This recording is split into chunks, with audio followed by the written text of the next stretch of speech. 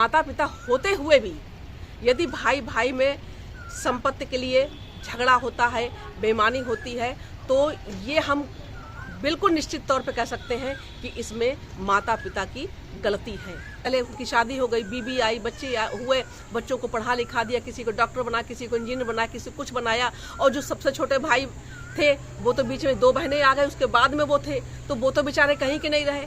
जब तक वो होने लायक हुए, उनकी शादी ब्याह बच्चे हुए, तब तक यहाँ माँ बाप का ही पता नहीं चला। माता पिता का जो होता है इसमें बहुत बड़ा अहम रोल होता है कि अपने जीते जी अपने बच्चों की संपत्ति का बंटवारा कर दें, नहीं तो अब बहुत ज़्यादा हालत ख़राब होती है कि भैया जीते जी भी तुम गाली खाओ और मरने के बाद भी गाली खाओ। इतिहास गवाह है कि भाई भाई में जो है बाहर वालों से बन जाएगी, लेकिन घर में भाई भाई से नहीं बन सकती।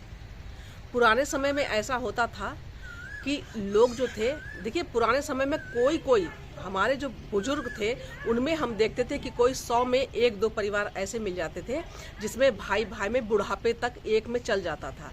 लेकिन आगे आने वाली संतानों के बारे में उनका कुछ नहीं कह सकता, लेकिन उनमें 1-2 परिवार ऐसे देखे थे जो चल सकता। मैं अपने जीवन की बात कह रही हूँ, दूसरों की नहीं कह रही हूँ, लेकिन फिर भी इतिहास गवाह है कि महाभारत क्यों हुआ, भाई भाई में धन संपत्ति की वजह से महाभारत हुआ। और उसके बाद में आपके बाली सुग्रीव ही देख लीजिए। तो देखिए भाई भाई का लोग कहते हैं कि भाई ने भाई की बेईमानी कर ली, भाई ने भाई के साथ धोखा किया, संपत्ति में धोखा किया। तो देखिए तब हम ये चीज़ मान सकते हैं कि यदि माता पिता ना हो, केवल भाई हो, बचपन में उनके माता पिता खत्म हो गए हों, एक्सपायर हो गए हों, गुजर गए हों, और बिना माँ बाप के वो ज़िंदगी उन लोगों ने अपनी गुजारी, मतलब अपनी स्टार्ट करी, अपने कैसे भी जिए, अपने आप को संभाला माता पिता के ना होते हुए, तो भाई चलो कह सकते हैं कि हाँ चलो उनके माता पिता नहीं थे। लेकिन माता पिता होते हुए भी यदि भाई भाई में संपत्ति के लिए झगड़ा होता है, बेईमानी होती है, तो ये हम बिल्कुल निश्चित तौर पे कह सकते हैं कि इसमें माता पिता की गलती है। बहुत ऐसे परिवारों में देखा जाता है और देखा जा रहा है, और ऐसा हुआ भी है कि माता पिता को किसी एक संतान से लगाव हो जाता है और वो उसको तो बना देते हैं, चाहे बड़ा हो या छोटा हो, लेकिन एक उसमें बेचारा ऐसे ही रह जाता है। और उसके बाद में उनके गुजर जाने के बाद में फिर इनमें झगड़ा होता है भाई भाई में। तो अब माँ बाप के लिए देखिए क्या कहा जाए कि भैया माता पिता जो हैं अपने जीते जी अपने बच्चों की संपत्ति का बंटवारा कर दें, कि या तो उनके लिए लिख दें, पंचायत को बुला के बैठा के बता दें कि भाई मेरे मरने के बाद में ऐसा ऐसा इन लोगों को मिलना है और मुझे देना है इन लोगों को, लेकिन जीते जी नहीं। अगर आपके बच्चे नहीं मान रहे हैं और जीते जी बंटवारा अपना कर दें अपने सामने, अपनी आंखों के सामने, तो बहुत ही अच्छा है, जिससे आपके मरने के बाद में आप भी शांति से जाओ और यहाँ भी शांति कायम रहे। अब आपको बता दें कि देखिए हम ज़्यादा दूर के नहीं, अपने परिवार में ही बताते हैं कि 3 भाई बड़ी बड़ी उम्र के, मतलब 3 भाई बचपन में ही उनके माता पिता गुजर गए। किसी तरह से उन तीनों ने अपना बचपन कैसे भी गुजारा, बड़े हुए, संपत्ति तो थी ही। अब संपत्ति में आपको बताएं कि 3 भाई में एक भाई जो थे बड़े वाले वो और विचार के नहीं, विचारों इन दोनों छोटे भाइयों से उनके विचार नहीं मिलते थे, तो उन्होंने तो अपना एक अलग कर लिया, अपना अलग किनारा काट लिया। अब ये दोनों भाई एक में थे। अब इन दोनों भाइयों में देखिए क्या होता है कि इन्होंने भी कुछ समय तक चला, उसके बाद में इन दोनों का भी बंटवारा हो गया। मतलब मेरी उम्र से बहुत बड़े हैं, अब एक लोग क्या, दोनों लोग ही अब गुजर चुके हैं। तो आपको बताते हैं कि देखिए माता पिता का बहुत अहम रोल होता है कि अपने जीते जी बच्चों की संपत्ति का बंटवारा कर दें अपना। यदि आपके 3-4 पुत्र हैं तो भाई 3 पुत्र हैं तो 3 हिस्से उनके, चौथा हिस्सा अपना लगा दें कि भाई जब तक हम जीवित हैं तब तक मेरा रहेगा, और तब तक तुम बराबर हिस्से 4 लगा दें। जितने भी संतान हो उतने बराबर लगा दें हिस्से, उसके एक हिस्सा अपना रख लें। और भाई सीधे साफ तौर पर कह दें कि जब मैं नहीं रहूँगा तो इसमें से भी ले लेना सब लोग, लेकिन इस तरह से बंटवारा करें। आपको बताते हैं कि जो 2 भाई थे तो उन्होंने, उनके 2-2 लड़के, उन्होंने अब एक लोग क्या बताएं, देखिए अब यहाँ माता पिता का मतलब एक उनका दिमाग का वो देखिए कि कैसे एक ने अपने परिवार को संभाला, कैसे अपने एक परिवार को बिगाड़ दिया। बड़े वाले थे नहीं सॉरी छोटे बड़े वाले जो थे उन्होंने क्या किया कि एक बेटा सरकारी जॉब, एक बेटा संपत्ति खेती बहुत थी, तो उन्होंने क्या कहा, छोटा बेटा भी उनका अपना तैयारी कर रहा था, लेकिन उस समय इतना ध्यान नहीं दिया जाता था कि माता पिता ने कहा कि अब वो कर रहा है, एक ही में था इसलिए कि वो कर रहा है, अब तुम भी चले जाओगे तो ये खेती बाड़ी कौन संभालेगा। अरे तुम्हें तो अपने आप करना नहीं है, लेबरों से मजदूरों से ही करवाना है, तो भाई देखभाल करना भी तो बहुत ज़रूरी है। अब उन्होंने एक लड़के को उस पर ही अपने खेती पे ही लगा दिया कि तुम्हें केवल देखभाल करनी है, हमारे इतनी ताकत नहीं है, तुम देखभाल करो उसकी, बाकी जो है थोड़ा बहुत हम भाई देखते रहेंगे, लेकिन मुझसे इतना नहीं हो पाएगा। अब बड़ा बेटा सरकारी जॉब में, सरकारी जॉब वाले ने अपना जो भी था, अपना शादी भी हो गई थी और उसके बाद में उन्होंने अपने नाम से संपत्ति ले लेके अपनी पत्नी के नाम से संपत्ति सब खरीद डालते चले गए। और उसके बाद में जब वो बुढ़े हो गए तो भाइयों में नहीं पटरी खाई, तो उन्होंने क्या किया कि जो बड़ा वाला था, तो बड़े वाले ने जो संपत्ति अपने नाम से खरीदी, पत्नी के नाम से खरीदी, वो तो उसने खरीदी ही, और बाकी जो संपत्ति बची थी, छोटा वाला की जिंदगी मतलब का 45-50 साल हो गए थे वही संपत्ति की खेती बाड़ी की करवाते उनके बच्चे भी सही से नहीं, उतने इंग्लिश मीडियम में अच्छी जगह नहीं पढ़ पाए हैं और अपने आप भी उसी में लगे रहे। अब बड़े वाले ने क्या किया, उधर तो संपत्ति खरीद के पत्नी के नाम से डाल दिया, इधर जो था इसमें से भी जो भी किसानी में खेती में जो भी पैदा होता था तो वो और ज़मीन खरीद के डालते गए।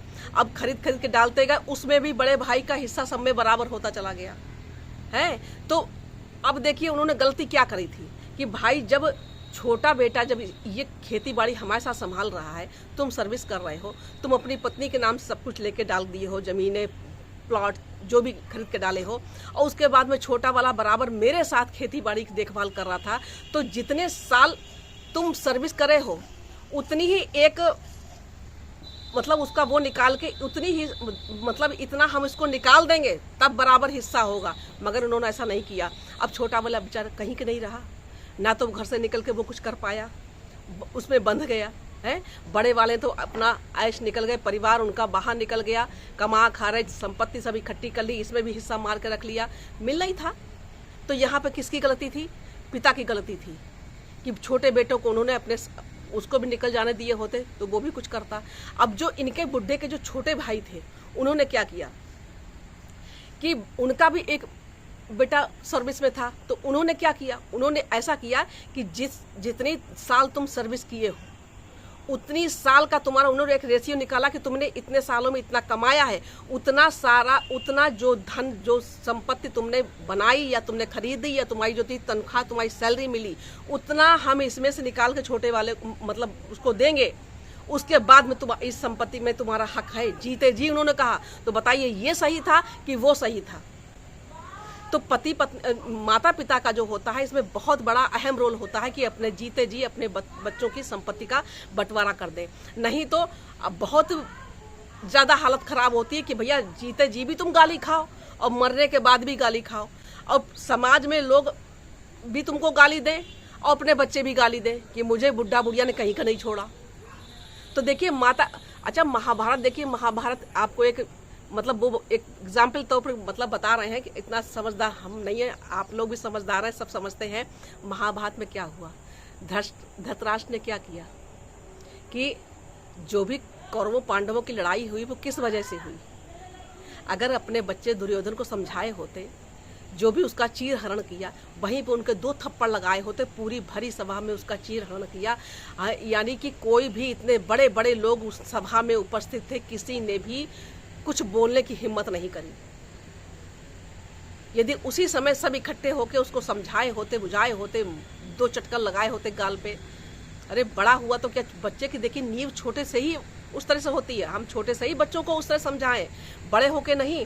तो आपको बताते हैं कि इसी तरह से हमारे यहाँ हुआ। देखिए एक चीज़ आपको बताएं, कभी कभी ऐसा होता ना कि माता पिता तो इसमें होता ही, बच्चे की गलती हम कब कह सकते हैं, कब हम कह सकते हैं कि भाई ने हमारे साथ धोखा किया। अब कभी ऐसा होता है कि भाई बड़ा है और बीच में 1-2 बहनें बीच में हो गई, सबसे छोटा एक भाई और हो गया या 2 भाई हो गए, तो बड़ा वाला तो यार समझदार है, वो सबसे बड़ा है, वो अगर उसके अंदर ऐसी समझ है कि नहीं ये मेरे छोटे भाई हैं, इनको बराबर देना है, तब तो ठीक है। नहीं तो वो क्या करेगा, उसकी पहले शादी होगी, उसके पहले बच्चे होंगे, वो अपने बच्चों को पढ़ाए। ऐसा ही होता है, हुआ भी है लोगों का बहुत, कि पहले उनकी शादी हो गई, बीबी आई, बच्चे हुए, बच्चों को पढ़ा लिखा दिया, किसी को डॉक्टर बना, किसी को इंजीनियर बना, किसी को कुछ बनाया, और जो सबसे छोटे भाई थे वो तो बीच में 2 बहनें आ गए, उसके बाद में वो थे, तो वो तो बेचारे कहीं के नहीं रहे।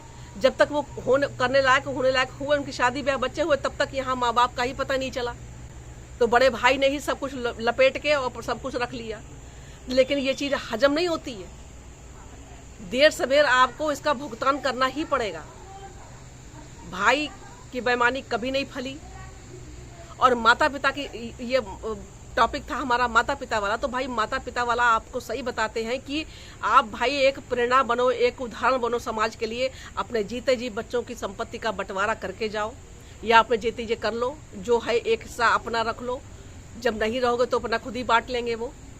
लेकिन स्थिति बाद में ना खराब हो, बच्चों के बीच में लड़ाई झगड़े ना हो। आप चाहते हैं कि अच्छा, एक चीज़ हमें समझ में आपको नहीं आती है, आपको हम बताते हैं, आप भी इस चीज़ पे गौर करिएगा कि जो लोग भाइयों से बेईमानी करते हैं वो अपने बच्चों से कहते हैं कि तुम लोग एक होके रहो, तुम लोग ऐसे रहो। अपने बच्चों से एक होके रहने की कहते हैं कि तुम लोग लड़ाई झगड़ा मत करो, एक रहोगे तो आगे बढ़ोगे, बहुत कुछ कर सकते हो। लेकिन खुद क्या करके आते हो? जब खुद ऐसा करके आए हो आगे, तो अपनी संतान को क्या सिखाओगे भाई? उनके भी तो पत्नियां होंगी, उनके भी तो बच्चे आएंगे। देखिए, भाई भाई की आपको बताते हैं कि चलिए पत्नियां तो अलग अलग माँ बाप की दूसरे पराये घर से आती हैं, लेकिन भाई को तो समझना चाहिए कि हम तो एक माँ के एक पेट से हैं। तो माँ बाप की भी पहला अहम रोल होता है। बच्चों में लड़ाई झगड़ा संपत्ति का अगर होता है तो उसके जिम्मेदार अगर माँ बाप जिंदा हैं तो समझिए सबसे पहली गलती उन्हीं की है। कोई माता पिता है, छोटे से ज्यादा लगाव हो गया, किसी छोटी बहू या बड़ी बहू से किसी से एक लगाव हो गया तो उसी को ही बना देते हैं। दूसरा बेटा है, चाहे कुछ भी करे बेचारा, कोई सुनने वाला नहीं। माँ बाप अपने सुने नहीं तो दूसरा कौन सुनेगा? कई ऐसे घरों में होता है कि ऐसे ही माँ बाप बहुत गालियां खाते हैं। अभी हमारे मोहल्ले में एक जगह आपको एक घर में बताते हैं कि उन्होंने बड़े बेटे को सब कुछ दे दिया, मकान भी उसके नाम कर दिया, और छोटा बेटा गांव में रहता था, बड़ा बेटा शहर में उन्हीं के पास बुड्ढे रहते थे। अब आपको बताएं कि दिन दहाड़े वो गांव से आया 2-3 लोगों को लेके, और गैलरी में ही पिता बैठे थे, सीधे उनको गोली मारी और मार के जेल में बंद भी हो गया। तो क्या हुआ इसका? मैं ये नहीं कहती कि आप लोग गोली मारो या कुछ करो, ऐसा नहीं करना चाहिए, बिल्कुल ऐसा, इसकी सलाह तो मैं बिल्कुल नहीं देती। लेकिन एक ये समझाती हूँ कि जो माँ बाप हैं वो अपने बच्चों में जो भी संपत्ति है, थोड़ी है चाहे ज्यादा है, चाहे जो भी है, केवल एक मकान ही है तो भी उसका बंटवारा कर दें अपने जीते जी।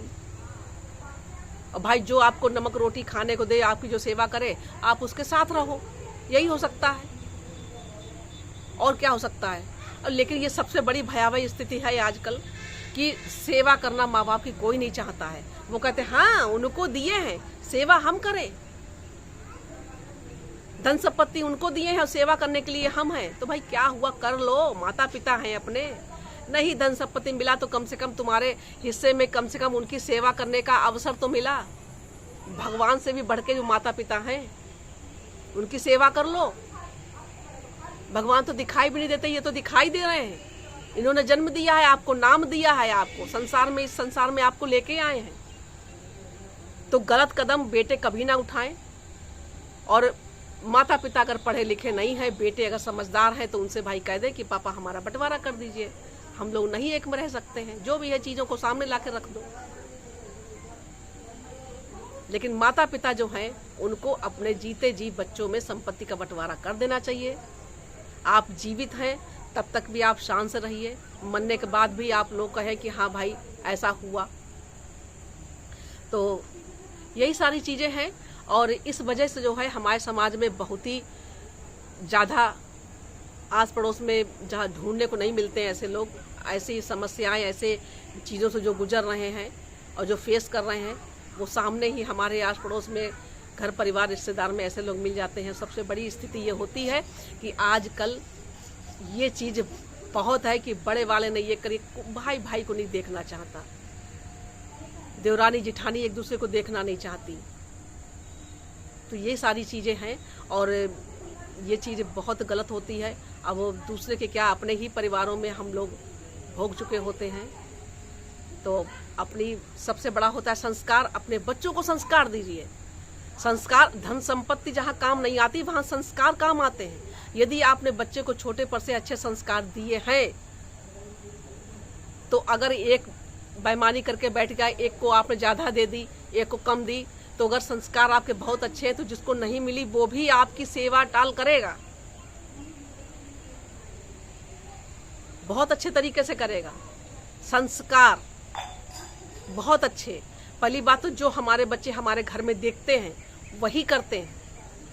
तो अपने घर की हम बच्चों की नींव इस तरह से डालें, संस्कार की नींव उनके अंदर इतनी अच्छी डालें कि बड़े होके वो समाज में अपना नाम करें, आपका भी नाम रोशन करें। तो यही मेरी गुजारिश है उन माता पिता से कि आपको आपके संतान भी गाली गलौज ना दे, बाद में आपके मरने के बाद में आपके साथ में इस तरह से ना करे कि मेरे पिता ही ऐसे थे, मेरी माँ ही ऐसी थी जो ऐसे करके गए हैं। तो अपने जीते जी जो भी है संपत्ति आपके पास में वो बराबर बराबर बांट दें। अगर नहीं कोई सेवा टाल करने वाला है तो भैया 5वां हिस्सा या 3रा हिस्सा या 2रा हिस्सा अपना भी रख लें। इसी तरह से होना ही चाहिए। तो मेरे मन में जिस तरह से जो विचार आया और जो मतलब जो शब्द अपने टूटे फूटे थे, जो अपनी टूटी भाषा थी, उसमें आप लोगों के साथ में वो शेयर किया। कैसा लगा वीडियो ज़रूर बताइएगा और मिलते हैं फिर आपसे। जय श्री राम, हर हर महादेव।